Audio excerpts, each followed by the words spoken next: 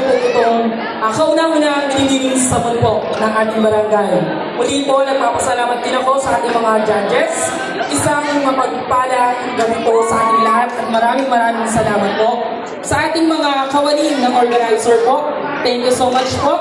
Sa lahat ng mga kandidata na gustong ipakita ang talento at kagandahan ng bawat isa, muli, isang magandang gabi at advance happy fiesta po sa ating lahat. Thank you so much, Councilor John Magulas. At siyempre, hindi magmensahe punong-abala sa gabing ito ang ating event organizer, Miss Ivy Peralta.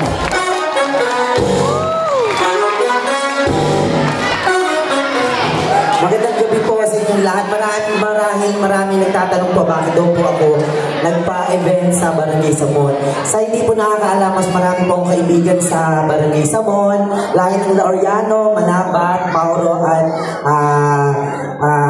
marami pa pong iba. So, lahat po sila ay nagtulong-tulong, lalo na po sa Barangay Captain at lahat ng sambulan po para po maidaos ang ating binibining Samon at request na rin po ng mga kabataan dito sa atin. At ako po ay mismo nagpapasalamat sa ating mga judges na kinuhan. So, hindi ko na po sila isa-isahin. Mamaya po ipapakilala po sila ng ating host. Lahat po sila ay intelihente at sila po ay may kakayanang mag-score sa kanilang nakikitang kakayanan ng bawat kandidata. Kaya po sa lahat po, handlers, makeup artists, and candidate please, open po ang tabulation. Mahirap po kasi kalimitan sa mga pageant. Kinabukasan magpo-post sa social media, please.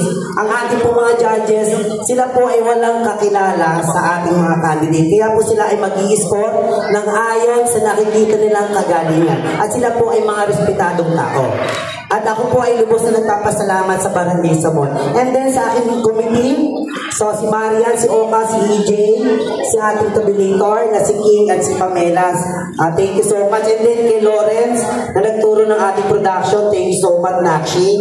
And then sa ating host at sa ating vlogger po, si Amanda Page at si ating isang vlogger.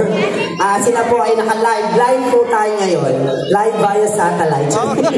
Thank you so much and enjoy the night. Thank you so much,